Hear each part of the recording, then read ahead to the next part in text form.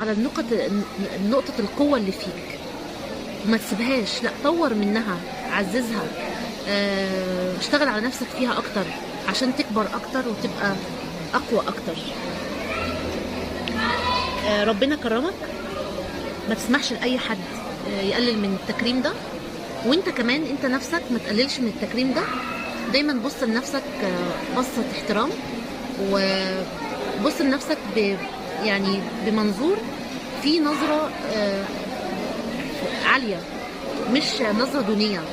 لانك انت لو بصيت لنفسك ايا كان، حتى في اي جانب من جوانب الحياة، لو بصيت لنفسك بطريقة فيها دونية، غصب عنك عقلك اللاواعي هيتبرمج على ده، وخلاص مش هيعرف يتعامل معاك على انك حد محترم، او على انك حد قوي، او على انك حد مكرم.